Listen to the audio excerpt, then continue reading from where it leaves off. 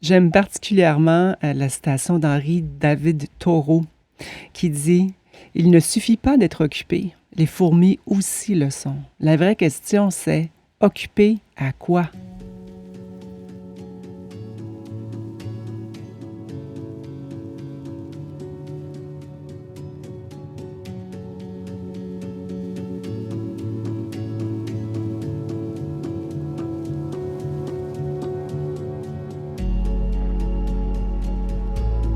Christine Saint-Laurent au micro du podcast Au-delà des tendances. Bienvenue dans cet épisode numéro 9 et je commence en parlant d'un homme qui a influencé tellement notre ère et je le découvre de plus en plus en fait. Il fait partie des gens que j'ai cités dans mon premier livre et mon deuxième livre parce que c'est un naturaliste, un philosophe, écrivain, Henri David Thoreau, qui est né en 1817 et qui est décédé en 1862.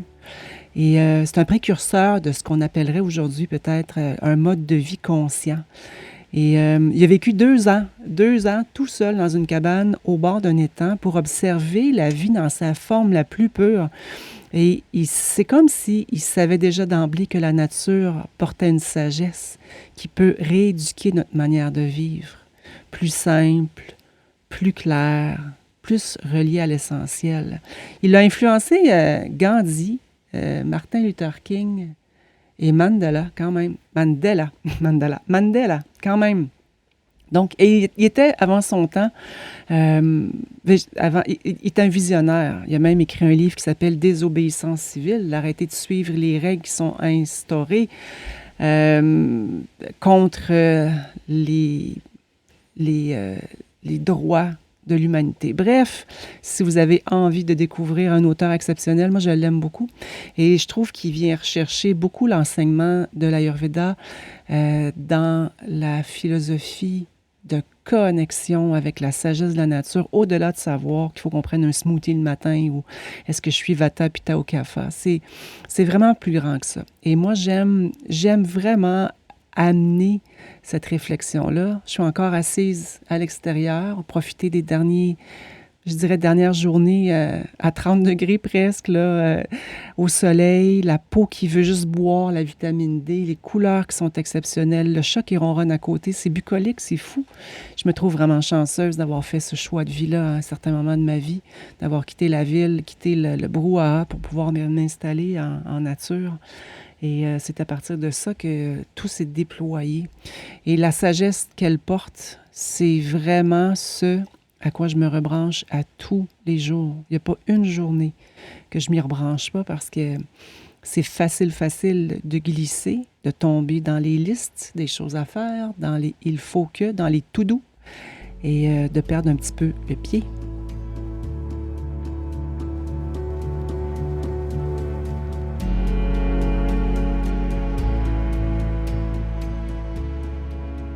Aujourd'hui, c'était pas d'en faire plus, mais de comprendre comment la vie s'organise pour se préserver. C'est un concept qui est vraiment intéressant. Je suis en train de compléter, entre autres, le chapitre 5 de mon troisième livre. Et c'est parce que ça l'arrête plus. Ce que je découvre, on dirait que j'entre dans une pièce, puis ouvre la porte, puis là, il y a des choses. Fait que, ah, wow, il y a ça aussi, il y a ça. Puis là, il y a une autre porte, on ouvre l'autre porte. Et celle que j'ai ouverte hier soir, que j'avais envie de vous partager aujourd'hui, c'est sur les écosystèmes. Le mot écosystème. Et c'est... c'est tellement large et c'est tellement aussi à contre-courant parce que dans le monde dans lequel on vit, on a tendance à voir les systèmes en silo. La façon que l'Occident voit le corps humain, on le sait, j'en parle souvent, c'est avec des spécialités, la gynéco, la pneumo, toutes les spécialités qui sont en silo, alors que le corps communique, que les microbes communiquent ensemble, que notre système fonctionne en co-création. Et la nature, en repartant de la nature, c'est exactement ça. Tout est absolument relié. Et j'écoutais hier un mentor parler du chaga. Du chaga, c'est ce champignon-là qui pousse sur les bouleaux. Et sur les bouleaux, et c'est fou la compréhension de tout ce que ça prend pour voir apparaître ce champignon-là, qui se nourrit d'ailleurs des cellules qui sont en décomposition, qui permet de garder l'arbre en vie encore beaucoup plus longtemps parce qu'il vient se nourrir, le champignon, des déchets qui auraient éventuellement se seraient accumulés puis auraient tué l'arbre. Alors, si, par exemple, le boulot, il y a une craque, il y a des insectes qui s'infiltrent, il y a des oiseaux qui viennent picorer les craques du boulot et amènent par le fait même des spores de champignons. Et là, tranquillement, le chaga se forme. Mais ça, c'était à l'intérieur, on ne le voit pas encore. Et tranquillement, le champignon s'installe et ça peut prendre jusqu'à 20 ans pour qu'on puisse le voir. Et ça, de voir que la communion, puis et en même temps, 20 ans, le champignon, il a au moins aussi donné 20 ans à l'arbre, donc il l'a maintenu en vie. Et grâce à lui, il a grandi. Donc, c'est comme c'est comme si c'était une co-création ensemble, finalement.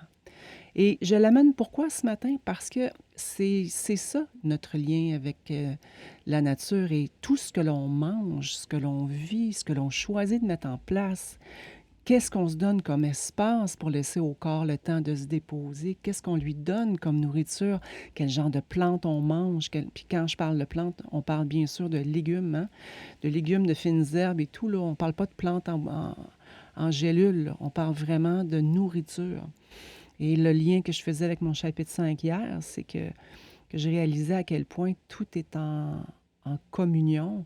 Et c'est touchant parce que je suis en mouvement, vous le savez, hein, la terre que j'ai bâtie, que j'ai créée en 18 ans, est maintenant prête à prendre son prochain, le prochain gardien qui va venir en prendre soin autant que j'en ai pris soin. Puis je suis un petit peu entre deux mondes. J'étais émotive aussi parce que j'écrivais le chapitre 5 et ça s'ouvre comme ça. Ça s'ouvre vraiment sur quand moi je suis arrivée ici, c'était une terre qui était hostile. Pourquoi? Parce qu'il y avait eu, la personne qui était là avant moi avait eu l'idée. J'imagine qu'il y avait ses raisons. J'ai eu de la difficulté à le trouver. Puis d'ailleurs, je n'ai pas trouvé encore la raison, mais il a planté une pinède des pins, une monoculture de pins tout autour de la maison, sur la terre la plus fertile. Et l'histoire suit comme ceci. L'acidité, évidemment, des pins a tué la vibrance de la terre, ce qui fait qu'il n'y avait rien qui poussait dans ça. Il y avait seulement un érable qui a réussi à survivre au travers de ça. D'ailleurs, c'est le king de la place en arrière, devant le mandala. Il est magnifique. Et il y avait un pommier aussi qui avait réussi à survivre à ça, mais tout le reste était vraiment mort.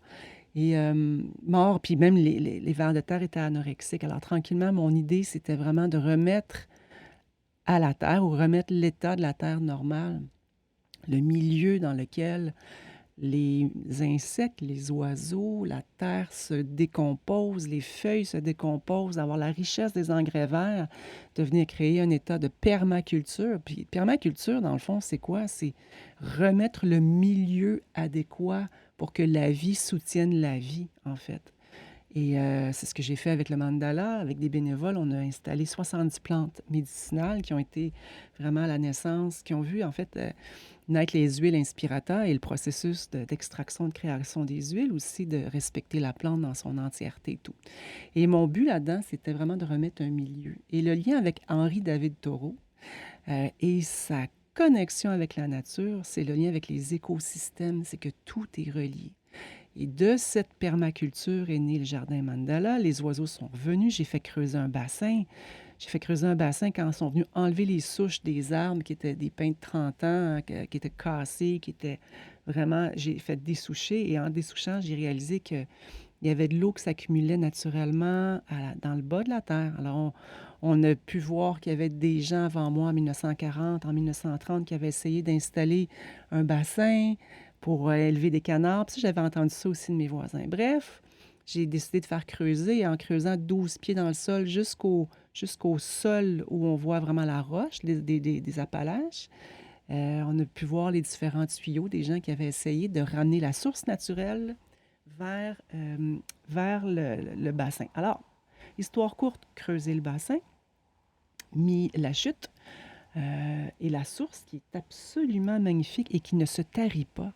une source naturelle qui est là et le bassin est né. Alors, les grenouilles sont arrivées, les hérons sont arrivés, les canards à chaque année euh, pour venir faire pour venir avoir leurs petits avant de retourner.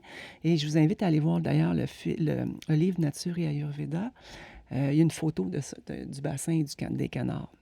Bref, écosystème. Ce que je veux dire dans tout ça, c'est que j'ai pas envoyé d'invitation aux hérons, aux grenouilles, aux oiseaux, aux différentes espèces qui sont venues peupler. Les abeilles sont remis ici.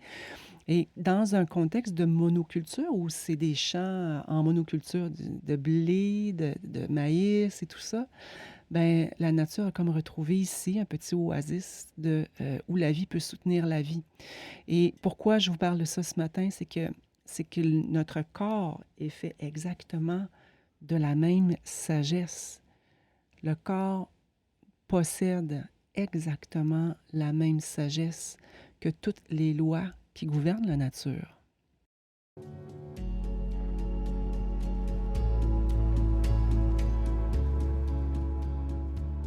La vie attire la vie. La vie soutient la vie. Et on n'a pas cette notion-là, on dirait, dans notre tissu social. Écosystème, on voit souvent, OK, des forêts qui communiquent avec des cours d'eau qui sont attachés à ça et tout ça. Oui, absolument, mais on est un écosystème vivant et on était complètement déconnecté de ce qu'on porte à notre bouche et l'impact que ça a sur notre ensemble, sur notre immunité, sur notre vitalité et tout ça. Et on est complètement aussi déconnecté de ce que nos pensées souvent peuvent amener comme irritation corporelle. Alors, il y a vraiment, une notion de holistique, hein? C'est le mot à la mode, intégratif, holistique et tout. Ça n'a pas été inventé dernièrement, là, on s'entend, ça a été inventé. L'Ayurveda en parle depuis des millénaires que tout est lié. Nos relations sont des écosystèmes, les gens qui nous côtoient, le travail, tout ça, c'est vraiment, on est ensemble dans des milieux, dans des réseaux qui fait que ça nous nourrit ou ça nous appauvrit.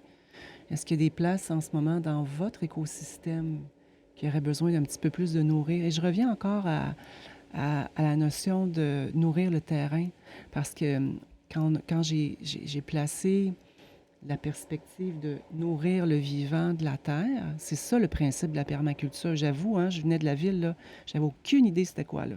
Je ne suis pas arrivée ici en disant « Ah, je connais ça, pas en tout. » Ni agricultrice, ni permacultrice, mais j'ai appris et j'ai vu, j'ai essayé, j'ai fait essai-erreur aussi.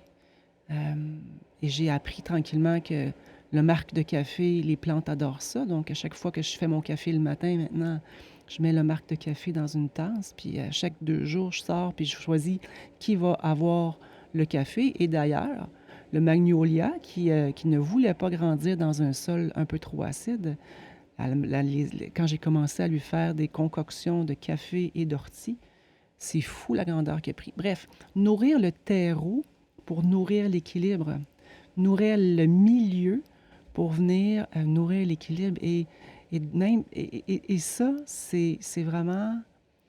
On n'asperge pas la plante de pesticides pour qu'elle survive. On va venir nourrir la terre qui porte les bons microbes pour que la plante ait les bonnes bactéries pour se défendre contre les maladies ou contre les agresseurs.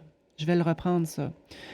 On ne asperge pas la plante de pesticides pour l'aider à combattre contre des agresseurs. L'idée de la permaculture et du milieu de vie, c'est qu'on vient nourrir le terreau pour que la plante puisse pousser dans des conditions optimales, développer ses propres défenses avec les bons microbes pour venir se défendre naturellement.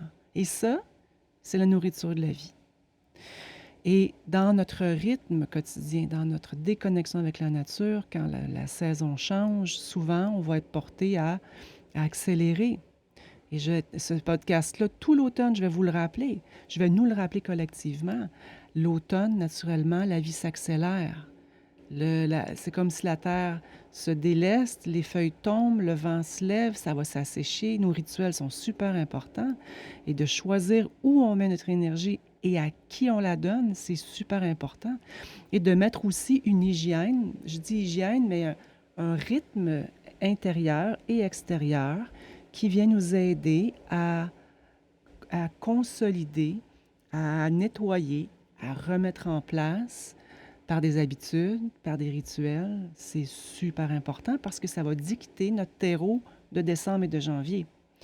Et je souris en disant ça parce que c'est quelque chose qui est un petit peu contre-intuitif, hein. On arrive là, bon, l'automne, c'est les couleurs, c'est l'Halloween, puis après ça, on sait ce qui va arriver, ça va être le Black Friday, puis déjà rendu Noël.